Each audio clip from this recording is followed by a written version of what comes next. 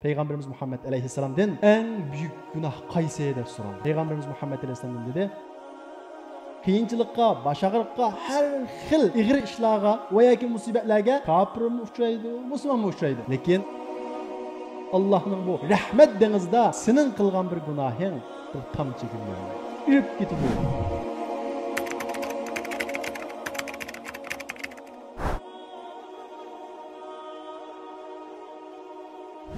Biz o'tgan hafta Allohni Ar-Rahman degan sifati orqali tunugan. Bu Allah Ar-Rahman idi. Ar-Rahman degan nima degan gapda? Bütün shafqatlarning manbasi. Onamizning bizga bo'lgan shafqati, bizning onamizga bo'lgan shafqatimiz, hayvonning balasiga bo'lgan shafqati, qushning balasiga don yuzga vaqtdagi shafqati, kofirdagi, musulmondagi bütün mavjudotdagi shafqatning manbasi bo'lgan Allah deb o'qigan. Shundaqla yana bir ma'nosini bütün mavjudotga, jonliq, jonsiz, musulmon, kofir, aqlliq, aqlsiz hammasiga shartsiz kungüchi, shartsiz shafqat qilguvchi Allah deb o'rgangan. Endi biz bugun Rahim sifatini o'qiymiz. Ya'ni Allohni Rahim sifati orqali tunuymiz va Allohga bo'lgan tunishimizni Rahim sifati orqali texmi kengaytimiz. Biz ishongan Allah, bizni namozga buyurgan Allah, u Rahim Allah. Rahim degan qanda o'ziga ishongan mu'min bandalariga alohida shafqat qilguvchi Allah deganlik. Biz o'tgan hafta o'qigan Rahman bo'lsa, shartsiz shafqat qilguvchi, musulmon bo'lsin, kofir bo'lsin,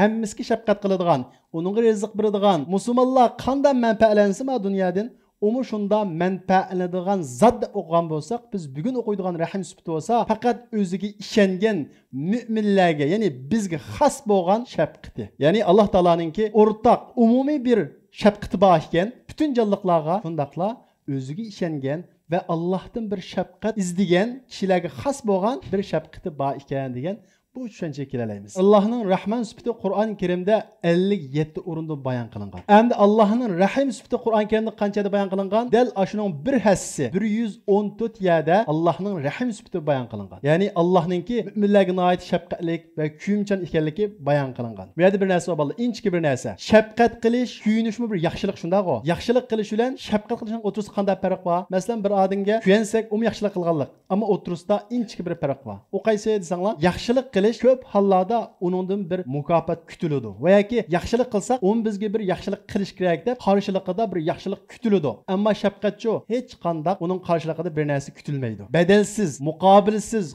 karşısız kılındı şefkat. İnçki farkı şu. Hem de Allah'ınki Rahim süpti Kur'an'da 114 yerde tilgınlıdı dedi. Qaysi xil süpetler bilen birlikte tilgınlıdı desanglar, old orunda Rahman süpetiyle birlikte tilgınlıdı. Yani Allah Teala şartsız gün gücü ve müminler gün gücü edip Rahman süpetiyle bir yerge tilgınlıdı. Ama ondan başka nurgun yerlerde başka süpetler tilgınlıdı. En köp birlikte tilgınlıdığın Allah'ın süpeti qaysi desanglar, İnne Rabbeke lehuvel azizur rahim. O Allah güçlük ve gün gücü. O Allah güçlük ve şefkat kılıcı. Adetli kuyunish, şefkat qilish köp hallarda acizlikten buludu. Biz insanlardan. İnsan degen qancha aciz olsa şuncha o'nglashib ketadi, şuncha muloyimlashib ketadi, şuncha kuyimchan bo'lib ketadi. Ammo qancha kuchlansa, bag'ri shuncha qetib ketadi, shuncha zolimlashib ketadi. Bu insonning tabiati. Allohning kuyinishi biz insonga o'xshash ajizlikdan emas, boshqa tanlashi bo'lmaganlikdan emas, kuchlikdan kelgan. Masalan, sizlar kichik vaqtinglarda voy ana, voy dada deb turasizlar shundami? Bir oz kuchlangandan keyin, bir oz cho'ng'olgandan keyin kichik vaqtinglarga o'xshash analarga shafqat ko'rsatmaysizlar. Bir odam normal vaqtda nayt o'nglar nayt yaxshi bo'lsa, ammo u qattiq berib ketgandan keyin uning xuy paylida o'zgarish paydo bo'ladi. Qalbi qatidi. Podshohlarning ko'pinchisining qalbining qattiq bo'lishi kuchlanganligi tufayli. Demak, biz inson kuchli bo'lsak, rahimsizlashsak, ammo Alloh taolo kuchli bo'lsa-mu, u shafqatlik zot. Shun Qur'on Karimda nurg'un yerda inna robbaka lahuval azizur rahim. Sening Robbing güçlük ve şefkatlik zat deganligi Allah güçlük bulab turib yana şefkatlik demekçi. Yana bir sifat bilan nayt köp keldi Allohning Rahim sifati. Qaysi desanglar? Va huval g'afurur rahim. O Allah apuchan ve nayt şefkat qiluvchi. Ya'ni Allohning apu qilishi o şefkatlik ekanligining bir mevzusi. Alloh taolo şefkatlik bo'lganlik uchun xato qilib keyindan tövbe qilsak, mayli nima ish qilgan bo'lmayli, Alloh taolo uni afu qiladi. Shunga mush ikki sifat bilan Qur'on Karimda nayt ko'p tilg'ilingan. Endi biz Alloh taoloninki Rahim sifatini mu'minlarga, o'ziga ishongan kishilarga xos dedik. Shundaqla mu'minlar ichidan u Allohning rahmatini izlagan kishilarga xos dedik. Unda bo'lsa Alloh taoloninki bu bizga xos bo'lgan rahmati qanda tajalli qiladi, ya'ni qanda namoyon bo'ladi bizda. Masalan, quyosh desak, bu quyosh Allohninki ne'mati, shafqati. Bunun kafirun paylanadi, musulmon paylanadi. Bu umumiy bir rahmet Allohninki. Ya'ni Rahman sifatidan kelgan. Endi kofirlarga berilmaydigan bu shafqatni biz nereden ko'ra olamiz? Birinchidan, uchirgan musibatlarni ko'ra olamiz. Masalan, yer terülse tam besi olsa kafir mi ölüdü, Müslüman mı ölüdü? Ticaret kılsa bazı vakitte kafirimiz yan tatıdı, Müslümanımız yan tatıdı. Kıyınçılıkka, başağırlıkka, her xil igri işlağa veya ki musibetlerge kafir mi uçuraydı, Müslüman mı uçuraydı? Lekin Müslüman uçurgan bilen Müslümanınki o ahvaldaki haleti okşamaydı. Yani Müslüman kandak bir musibetki uçursa, o musibetki sever kılsa, onun beraberge Allah Teala şefkat kılıp, onun her bir uçurgan musibetige savab verirdi. Büyük ecir mükafatlarını verir. Çünkü Peygamberimiz Muhammed Aleyhisselam hadiste "Ma yusibul muslime min nasabin ve la wasabin ve la hammin." Müslüman meyli gam kaygı olsun, meyli endişe olsun veya ki putuğu tiken kirip ketkişlik kanda bir musibet uçursa Allah Teala onun beraberge onun bir hatalıkını uçurur dedi. Ama bir kafir uçursa onun hatalıkı uçurmaydı. Yani bu yerde Allah'ın bizge xas bo'lgan shafqat namoyon bo'ladi. Kafirmi yeter o'lsa tam aslında qoladi. Tijorat qilsa ziyon tortadi. Uningga hech qanday ajr berilmaydi. Ammo bir musulmon tam besi o'lib o'lsa, u shahid bo'ladi. Payg'ambarimiz Muhammad alayhisalom hadis bilan bir musulmon diqqat qilib turib, qiladigan ishlarni qilib turib, tijoratni ziyon tortsa yoki pulisini o'g'ri ilib olgan bo'lsa, o'g'ri ilib olgan pulisi, tijoratni ziyon tortgan pulisi sadiqning hukmida bo'ladi. Ammo bir kafirning pulisini o'g'ri ilib olsa, unda bo'lmaydi. Mana bu Alloh taolaninki o'ziga ishongan mu'minlar qilgan xos rahmatininki bir namoyandasi. Ondan boshqa masalan bizga qilgan xos rahmatlarining qatoridan biz bir gunoh qilsak, Alloh taolo bizni rasvo qilmaydi. Shu vaqtda tavba qilishga muhlat beradi. Nimishqa benden tövbe kılıp olsun, benden hatalıkını tutunup olsun deb bizni rasvo qilmaydi. Şuna Allah Taala Qur'on-i Kerimda "Walaula fadlullahi alaykum ve rahmetuhu ve ennallaha tawwabun hakim." Allah'ның fazli ve rahmeti bo'lmagan bo'lsa, Alloh Taala seni rasvo qilyapti. Nimishqa biz Allohga ishondik dedik, jannatga ishondik dedik. İyyake na'budu ve iyyake nesta'in. Sana ibadet qilamiz, sendan yardım tilaymiz deb har kun namozimizni ashunda deb turib, Allohga osiylik qilsak, Alloh xato degan ishni qilsak, Allah şu vaqtda ham yolg'onchi deb bizni rasvo qilyapti.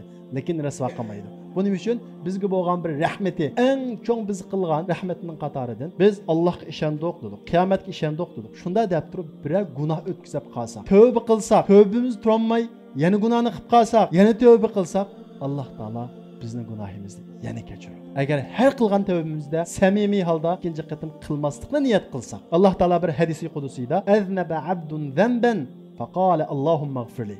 Bir bende bir günah qilib qo'yap, ya'ni Alloh cheklagan ishni birini qilib qo'yap, harom narsani birini qilib qo'yap, mushunda bir xato ishni birini qilib qo'yap, pushaymon qilib, mening bir Rabbim bor ya, Allohdan kechirim so'ray deb, Allohumma ighfirli, ey Alloh, meni afu qilgin deb Allohdan afu tilisa, Alloh taolo uning gunohini afu qiladi. Thumma aada fa aznaba. U odam, u yigit tavba qilib bo'lgandan keyin yana u gunohga qaytib, yana gunoh qilib silib, yana ichib pishib, hajab qilib soldim deb, yana tavba qilsa, Alloh yana afu qiladi. Yana xatolikka yana qaytib, yana tavba qilsa, yana afu qiladi deydi. Ajoyib bir rahmat. Tekrar bu deganlik gunoh qilib tavba qilgan vaqtimizda tekrar qilsam bo'tgan deb tavba qilsa hesab emas. Ammo har qatim tavba qilganda qilmayman degan e'lon qilib yana qilib solsa, Alloh yana afu qiladi. Shuning uchun bu Allohning rahmatini asla va asla umid uzmasligimiz kerak. Bir xato ishni qilib, harom ishni birini qilib, men menga tavba qilay deb toza tavba qilib, turolmasak, ya men tugishaptimi deb bel qo'yib o'tish bo'lmaydi. Chunki Alloh taolo yana gunohimizni afu qiladi. Nima uchun Alloh taolo o'shunday tekrar qiladi? Rahim bo'lganlik uchun, bizga bo'lgan shafqati, bizga bo'lgan kuyinganlik uchun. Amaliyotda bir yomon ishni tashlash, bir yomon odatinglar olib qolsa, Alloh taolo cheklagan xato odatini olib qolsa, uni bir qatimdan cheklagan olmaydi. Alloh taolo agar bizga rahmat qilib, o'shunda tekrar qilib silib, yana tavba qilsak, bizni afu qilmaydigan ish olib qolsa, biz nurg'ulg'an yomon odatlarimizdan yanolmaymiz. Nima ish qilsanglar, yomon odat degan biz tekrar nafsimiz bilan ilish orqali xuddi bir kichik bolani emchakdan, sutdan ayirganga o'xshash tas ish bu. Chunki insonda nafs deydigan bir narsa bor, uningga yondashib keladigan shayton deydigan bir narsa bor. Har ikkilisi bizga hujum qilib turib, u yomon ishga qaytadi. Bizcha uning bilan qarshi kurash qilamiz. Bu kurash shundoq davomlashadi. Muhimi bel quvvatmaslik. Oxirigacha, adoqgacha, toki nafsimizni yengucha 100 qatim tavba qilgan bo'lsak-mo, yana xato qilib solgan bo'lsak, 101 qatim yana tavba qilish kerak. Agar necha qatim qilib soldim ya, endi bunda qilsam men yolg'onchilab qoldim. Alloh meni kechirmaydi deb Allohning rahmatidan umidni uzib etsak, nima qilgan bo'lamiz bilamizlar? Eng buyuk gunohni ishlagan bo'lamiz. Ya'ni Allohning rahim, shafqatli, kuyinguchi, muloyim degan bu sifatiga qarshi chiqqan bo'lamiz. Payg'ambarimiz Muhammad alayhisalomdan eng buyuk gunoh qaysi deb so'raldi. Payg'ambarimiz Muhammad alayhisalom dedi: Eşşirku billah. Allah'a şirk koşuş dedi. Yani Allah bilen başka bir narsani o'xshash ko'rib qolsak, shirk qo'shgan bo'lamiz. Mushu eng büyük günah dedi. İkincisi qaysini sanda bilamsizlar? Vel ya'su mir ruhillah. Allah'ның rahmetidan ümit uzish. Allah meni afu qilmaydi deb mushundaq Allah'ның rahmetidan ümit uzib o'tish mana shirkdan qasila eng cho'ng günah. Shunga Allah Taala Qur'on Karimda va la ya'su mir ruhillah illa al-qawmul kafirun. Allah'a ishonmaydigan, Allah'a yo'q deydigan kishilar ondan keyin u ümit uzidi. Müminning qalbida iymon bo'ladi ekan, Alloh bor deydigan e'tiqod bo'ladi ekan, Allohning rahmetidan asla va asla ümit üzmey. Şuna Allah Teala rıqat bilmez. Günah kılıverip üzgü zulüm kılgan kişilerin deydi. Günahkarlar, pasıklar demesinden. Ya ibadi, üzgü zulüm kılgan bendilerim. Allah'ın rahmetini ümit üzmenler. Ben günahı petip kettim. Endi ben bu patkaktan çıkanmayım demenler. Yani onunlardan desturunlar. Allah kaytınlar. Allah'a tövbe kılınlar. İnnallâhe yagfiru zunuba cemi'a. Allah bütün günahlarını afu kılıdı. Allah'ın bu rahmet denizde senin kılgan bir günahın bir tam çekim yaramaydı. İrip gitidi. Allah günahimni afu qilmasmi ki men tövbe qilanmagudekme deganligimiz Allah'ның rahmetini kichik ko'rganligimiz o. Şuna Allah'nınki biz qilgan bu shafqatidan foydalanishimiz kerak, uningga ishonishimiz kerak. Üçüncüsü Allah'ның bizga, yani müminlar qilgan rahmatlarining qatoridan qarindoshlar. Biz Allohga ishonamiz, oxiratga ishonamiz degan bir müminlar. Bular biz yashayotgan jamiyatda ajoyib bir murakkab fikrlar bor. Bizni dindan ikkilantiradigan, oxiratdan ikkilantiradigan, hamma odam shu dunyo markazida yashaydigan, dunyoni ko'zlaydigan, bizga oxiratni unutildiradigan vositalar, tashviqotlar ajoyib ko'p jamiyat. Mana mushundaq bir jamiyatda iymonda mustahkam turishimiz, Allah deb turishimiz, oxiratga bo'lgan iymonimizni yo'qotmasligimiz mo Allohning eng cho'ng bizni qilgan bir rahmati. Bu har davrda bo'lgan, payg'ambarimizning davridan bo'lgan. Shunga payg'ambarimiz Muhammad alayhisalom Allohning vahiy keldigan payg'ambar turib nima deydi? Ya muqallibal qulub, habbit qalbi ala dinik. Qalblarni boshqaruvchi Allah mening qalbimni diningda mustahkam qilgan deb bu duoni bir payg'ambar ko'p qilatdi. Shunga Alloh taolo Qur'on Karimda deydi: "Va laula fadlullohi alaykum va rahmatuhu lattaba'tumush shaytona illa qalila." Agar Allohning fazli va rahmati, ya'ni men bir Allohga ishonsam bo'ladi, o't ko'ymasam bo'ladi, jannat kirsam bo'ladi deb shunda firmishib turganligimiz uchun Allohning bizga rahmati bo'lmas bo'laman bo'lsa, shaytonning keyinda minib ketibdinglar sizlar. Bu to'g'ri yo'lda turolmaytinglar. Demak, mana shunday murakkab jamiyatda yoshlar kashkilari to'rxona har xil o'yin tomosha so'rovlarda ketayotgan vaqtda azroq olsin bir iymon haqida bir narsa anglay. Men dunyoga bekor kelmaganman. Mening bir vazifam bordi. Oxiratim uchun bir foydali gap anglab qolsam ajab emas deb mushaga sizlardek yoshlarning kelganimi haqiqatan sizlarga Allohning qilgan bir rahmati, shundaqla Allohning rahmatiga erishganliginglarning bir isboti. 5-incisi bizning chaqirsak anglaydigan, duo qilsak ijobat qiladigan bir ilohimizning bo'lganligi. Kofirlardagi psixika buzishning eng chong omili nima bilamsizlar? Ular bir qiyinchilik uchragan vaqtda boradigan yerining bo'lmasligi. Ma'lum psixologlarga bir paqadi, iyaga bir paqadi, biyaga masalasi paqadi, uning unumi ma'lum mezgilgacha cheklik bo'ladi. Ammo biz mu'minlarning, biz musulmonlarningki inson ojiz qiladigan bir musibat kelsa, yolvuradigan bir ilohimiz bor. Ya'ni duoyimiz bor. Shunga Alloh taolo Qur'on Karimda: "Qul ma ya'ba'u bikum robbi laula duaukum." Sizlarning duoyinglar bo'lmasa, Allah sizlarga parvo qilmaydi dedi. Ondan boshqa Allohning bizga rahmati qarindoshlar. Mu'minlar, Allohga ishongan kishilar Allohning himoyasiga erishadi. Shundaqla Allohning himoyasiga erishadigan nurg'unlagan fursatlardan bahramand bo'la oladi. Abu Hurayraga shayton o'g'itib qo'ygan keyin payg'ambarimiz Muhammad alayhisalom tasdiqlagan bir hadis bor. Qanday bir mu'min Ayatul Kursiyni yetishdan ilgari o'qib yotsa, shu bir kecha Alloh taolo uni muhofazat qiladi. Shayton uningga yaqinlashmaydi dedi. Bir kafir bunu o'qisa shunda bo'lamdi.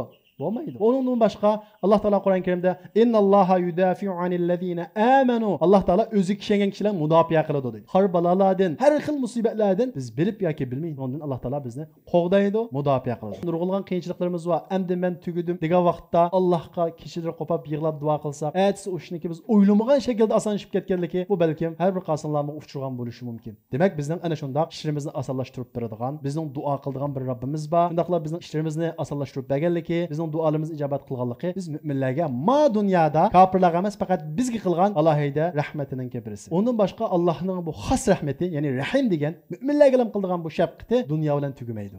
Oxiratdami xos rahmati. Bir kofir, bir dinsiz Allohga ishongan holda oxirat ketdimi, Alloh taolo Qur'on Karim degandek abadiy jahannamda qoladi. Ammo bir musulmon, bir mu'min Allohga ishonaman deb turib, ba'zi degan ishlarni qilib bo'lmasa, ba'zi gunohlarni qilib salsa, Allohning rahmati bilan yana jannatga kiradi. Ya'ni biz oxiratda Allohning rahmatiga mundaq bir qancha xil shaklda erishimiz. Birincisi qarindoshlar, biz 5 vaqt namoz o'qisak, Alloh degandek yashasak, Alloh taolo bizga qanday mukofot beradi oxiratda? Jannatni beradi, shundaqmi? Jannat qanday joy bilamsizlar? Alloh taolo Qur'on karimda subalab, "Arduhas samawati val ard." Kengligi osmon zaminchilik deydi. Osmon zaminchilik bir kengli jannatni Alloh taolo bizga. Endi 5 vaqt namoz o'qib qo'yap, ma 60-70 yillik hayotimizda Alloh degandek yashab qo'yap, cheksiz bir hayotda osmon zaminchilik bir yerga erishish bizning qilgan amalimiz shunga yaramdi? Yaramaydi. Xo'sh, unda bo'lsa nima bilan kiramiz jannatga? Allohning rahmati bilan. Payg'ambarimiz Muhammad alayhisalom hadisda la yudkhila ahadun amaluhul janna. Hech bir kishini qilgan amali jannatga kirgizmaydi. Ya'ni qilgan amalinglar u jannatning baravariga to'g'ri kelmaydi deydi. Sahobalar ayron qilib, "Ya Rasululloh, sizlarmi qilgan amallardan jannatga kiramanlar?" debdi. Rasululloh, "Men kiramayman. Faqat Alloh rahmat qilsa, fazl qilsa, ondan keyin kiralayman." Bu Allohning rahmati bilan bo'ladi. Bizning qilgan amalimiz miqdori bilan bo'ladi. Bizning amalimiz bizni jannatga kirgizmaydi, ammo Allohning rahmatiga erishishimiz bizning shu amalda qanchalik tirishchilik ko'rsatganimiz miqdori bo'yicha bo'ladi. Ondan boshqa oxiratda bizga, ya'ni mu'minlar qilgan Allohning rahmati, Allohning o'zi xoligan bandalaridan shafaatga ruxsat berishi. Ya'ni qiyomat kuni Alloh taolo payg'ambarlarga shafaat qilish ruxsat beradi. Shahidlarga shafaat qilish ruxsat beradi. Ondan boshqa ulamolar, solih kishilarga shafaat qilishga Alloh taolo ruxsat beradi. Ana shu payg'ambarimiz shahidlar o'zi bilgan, o'zi tunigan kishilardan, ya'ni musulmon bo'lsa, kofir bo'lsa qutqizmaydi. Musulmon bo'lib, haqiqiy musulmonda yashaymay, ba'zi gunohlarni qilib silib, o'shunday yashagan bo'lsa, payg'ambarlarning, shahidlarningki Allohdan tilib olishi, shafaat qilishi bilan do'zaxdan qutuladi. Bu faqat, ya'ni shu biz mu'minlarga xos bir Allohning qilgan rahmeti. Üçüncüsü, dünyada biz günah qilib, ata-onamiz ko'rmagan, bilmagan, cho'ngni bilmagan nurg'ulgan gunohlar bor. Qiyomat kuni Alloh taolo bandaning qishig'iga kelib, "Ey bandam, falon gunoh esingda bormi?" deydi. U banda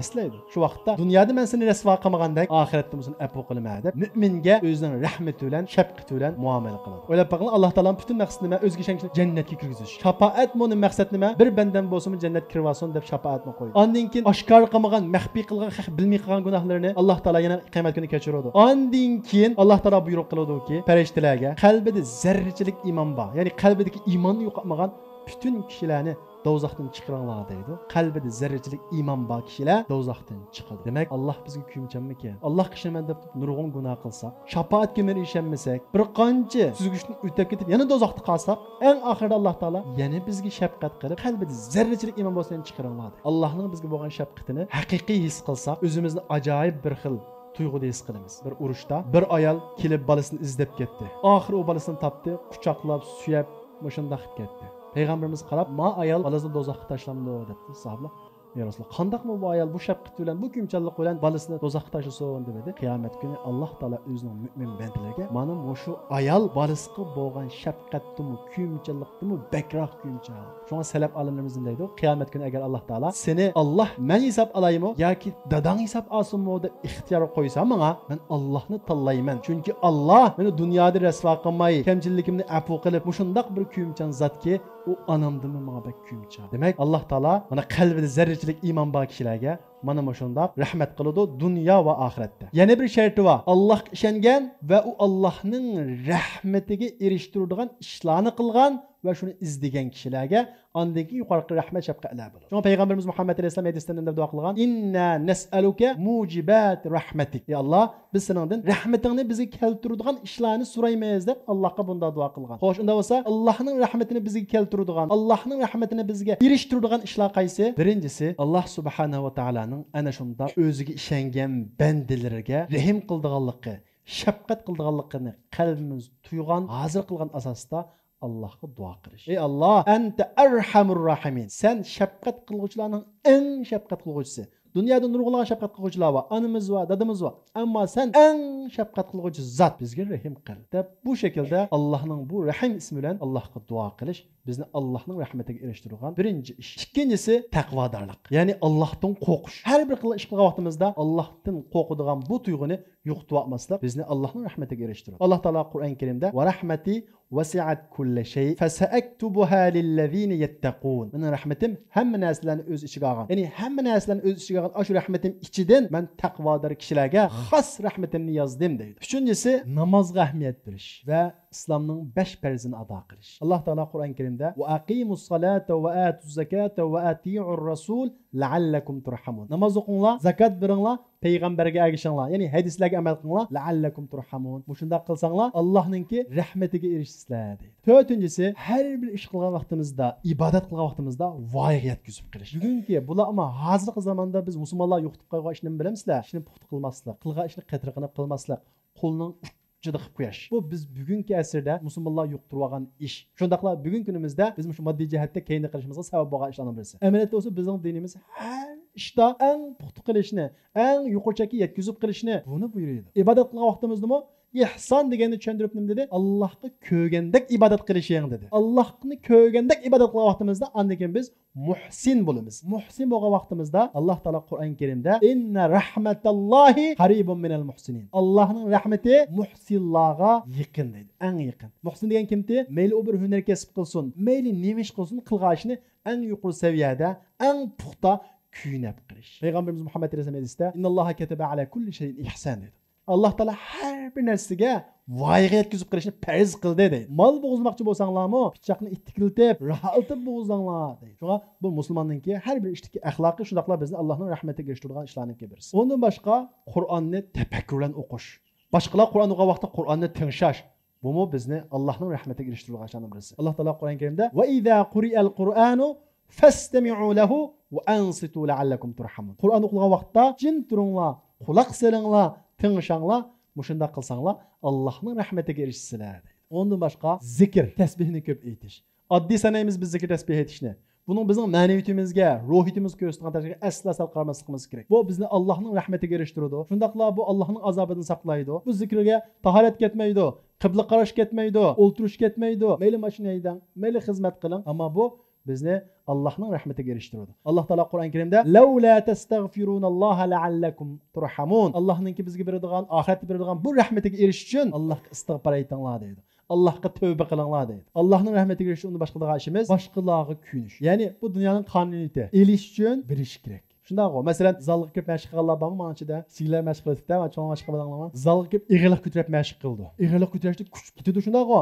Nima uchun ig'irlik ko'tarib mashq qilamiz? Kuch elish uchun. Biz kuchimizni bilamizki, bizga kuch keladi. Dal rahmatga shunday ishimiz. Biz rahmat qilamiz, bizga Allohdan rahmat yog'adi. Payg'ambarimiz Muhammad alayhisalom irhamu man fil ard. Sizlar zimindagilarga rahmat qilinglar.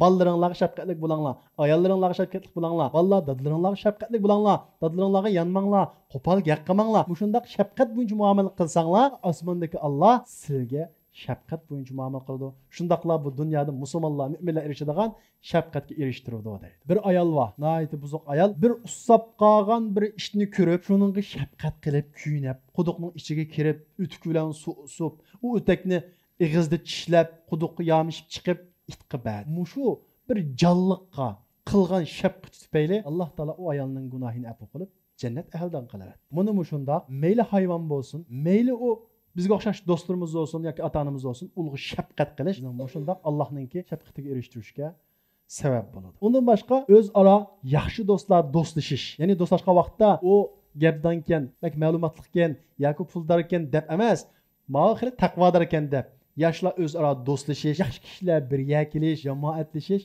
bu bizni Allohning rahmatiga erishtiradigan ishlardan birisi. Alloh taolo Qur'on Karimda aytib ochiq qilib: "Val mu'minuna val mu'minatu ba'duhum awliya'u ba'd, ya'muruna bil ma'ruf va yanhauna 'anil munkar." Ya'ni mu'min erlar va mu'min ayollar ular o'zaro do'st. Ya'ni mu'minlar bilan do'st bo'ladi. Mu'min ayollar bilan do'st bo'ladi. Boshqa kishilar bilan emas. Ular do'stlashdan biriga yaxshilikqa buyurishadi. Va bunda bir yaxshi ekan deydi. Va yuqimuna salat, namoz o'qiydi. Va yutuna zakat beradi. Va yuti'una Alloha va rasulahu. Allohga va uning payg'ambariga itoat qiladi. Alloh va uning payg'ambari nim degan bo'lsa, mayli u jamiyatda hech kim qilmagan ish bo'lsin, Alloh dedimi deb qiladi.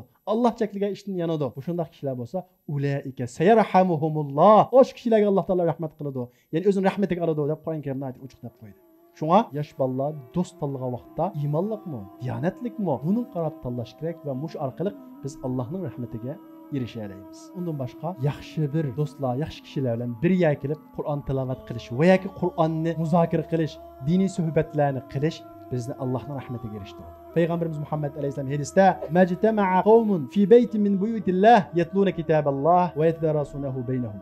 qanda bir qavm, ya'ni qanda bir kishilar bir yerga yig'ilib Allohning kitobini o'qisa yoki uni o'zaro muzokara qilsa, ya'ni hozir suhbat qilsa, uning xotirjamlik tushidi va g'ashiyat humur rahma, ularni Allohning rahmati o'z ichiga oladi deydi. Demak, qanda bir yerda bo'lsin, meli yerda bo'lsin, meli boshqa yerda bo'lsin, bir iymon haqida gap bor ekan, islom haqida gap bor ekan, bir tingshay deb, uning uchun badal to'lash, uning uchun bir yerga yig'ilish bizni Allohning rahmatiga erishtiradi. Eng muhim biz Allohning rahmatiga erishishdan qatoridan yana birisi, bir musibat kelgan vaqtida isyon qilmasdan sabr qilish. Bizga har xil musibatlar kelishi mumkin. Ba'zilarga bolalari tarafdan kelishi mumkin, ba'zilarga ayol tarafdan, ba'zilarga yo'ldosh tarafdan. Har qanday bir musibat kelsa, uningga isyon qilmay, xato muomala qilmay, sabr qilsa, ana shularga Allohning rahmati bo'ladi. Allah Taala Qur'on Karimda ayet uçuk qilib, "Va bashshiris sabirin." Sabr qilganlarga jannat bilan bishorat beradi. Ey Muhammad, kim sabr qiluvchilar? "Iza asabatuhum musiba." Ularga bir musibat kelsa, meli tijorat ziyon tasun, meli qanday bir shaklda bir musibat kelgan bo'lsa, qalu inna lillah. Biz Allohning va inna ilayhi rajiun. Biz Allohga qaytamiz. Pulni Alloh berdi. Allah әпкетті, canını Allah bədi, Allah əpketdi. Bu musibetler Allah Teala tarafından geldi edip, onunla səvr qilish ve o musibetlerden ders çıkırış. Ben qanday bir xatalık ötküzdüm. Ben xatalıkın sebebini geldim o. Bu haqda oyunluş. Ulaika aleyhim salavatun min rabbihim ve rahmet. Ana şulağa Allah'ın amanlık ve rahmet buladı. Əməliyyatda musibət gəlib biz qancha qaqşaylı, isyan qıllı, indi heç nəsə özgərməydi. Əksicə biz musibətni azraq oqub, nə üçün gəldim o musibət deyə biraz üzümüzni təxə oңşashqa tirishsaq, həm doğru yolunu tapımız, həm Allah'ın rəhmətiga erişimiz. Oylab baxılı. Allah Taala bizə dünyada ana şundaq bir rəhmət qiladi ekan. Yəni özümüz ticarət ziyan tassaqmı qıldığan bir işni qilib turib, uni Allah Taala sadiqini hukmiga o'tkazadi ekan. Bir qazo kelsa, uningga Allah Taala mukofot beradi ekan. Bizga Allah Taala oxiratda ota onamizni bakroq kuyimchankan. Endi biz bu shafqat, bu kuyimchalikdan barobar oluşumuz kerak. İnsan degan bir yaxshilik qilgan yaxshi ko'rmamdi, yaxshi ko'radi. Unda bo'lsa Alloh bizga undaq rahmat qilgan ekan, buni bir his qilib Alloh qarta to'ygi paydo bo'lishi bizdagi bir aqlli insoniydir. Onamizga biz bek amroq qilmish, onamiz bizga eng ko'p yaxshilik qilgan inson. Endi Allohning bizga qilgan yaxshilik onamizning ko'p. Onamizning kuyimchan ekan, gunoh qilsak bizni butunlay afv qilgan, takrar gunoh qilib, yana tavba qilsak bizni yana afv qilgan. Undaq bir zot bor ekan, bizni Allohning yaxshi ko'rmaslikka bir bahane bormi? Ondan başqa biz Allah'ın rahim sifatini anglagan ekanmiz, o'zimizda azroq hijolat tuyg'usi bo'lishi kerak. Alloh taolo bizga ana shunday shafqat qiladi ekan. Gunoh qilsak afv qiladi ekan. Musibatga uchursak savob beradi ekan. Oxiratda bo'lsa bizning gunohlarimizni afv qiladi ekan. Endi biz Allohga qarata nima qilishimiz kerak? Aqlli bo'lgan bir qulluqni ado qilishga tirishishimiz kerak. Endi biz Allohning bir ismi sifatini o'qigan vaqtda uni tushunamiz va uning bilan axloqlanamiz degandik. Shundaqmi? Rahim sifati bilan qanday axloqlanamiz? Alloh rahim bo'lgan ekan, o'ziga ishongan bandalarga shafqatli bo'lgan ekan, bizmi o'zimizning qarindoshlariga, do'stlarga shafqatli bo'lamiz, mehribon bo'lamiz, kuyimchan bo'lamiz, qo'limizdan kelsa yaxshilik qilamiz. Bu birinci tələbi. İkinci tələbi bizga shundoq kuyimchan Rabbimiz bor ekan, Allohni yomon gumon qilib qilishni saqlaymiz. Ba'zida tushunmagan masalalarda yomon gumon qilib qoladi. Masalan, bir musibatni ko'ramiz, va yoki bir kichik bolani o'lib ketganini ko'ramiz, va yoki Afrikadagi bir ocharchilik ketgan kishini ko'ramiz. Alloh rahimsizmi deganga o'xshagan har qanday bir shaklda Allohni yomon o'ylaydigan bu xiyoldan saqlashimiz kerak. Bu rahim sifatining taqozosi. Çünkü Allah bizge acayip şefkatlik bir zat. Allah Teala hemmimizni özününki rahim sıfatı bilen ahlaklanğını nisip kılsın. Kalbimizge rahmet urğunu tiksin. Çünkü bu rahmet götürülüp getiş haqiqlikninki bir baxsizlikninki alameti. Allah Teala bizi şaqi kişilerin qatarından koymasın. Kişilerge mehriban, kuyimchan kişilerin qatarından kılsın ki ve bizni özünün rahmetige dünya ve ahirette alsın. Özünün rahmetinden mahrum koymasın Allah Subhanahu ve Taala. Özünün rahmetiyle bizni bu dinde mustahkem tuğul nisip kılsın. Özünün rahmetiyle bu kişiler her xil şekilde özünün dininden inip ketayotgan, o'zining dini ikkilanayotgan, gunoh masalalarga tushayotgan kunda iymondan faxrlanadigan, islomdan faxrlanadigan, haqiqiy oxirat hayotini ko'zlagan, ma dunyolik emas, ikki dunyolik kishilarning qatoridan qilsin Alloh subhanahu va taolo hammamizni. Va oxiru da'vana alhamdulillahi robbil alamin.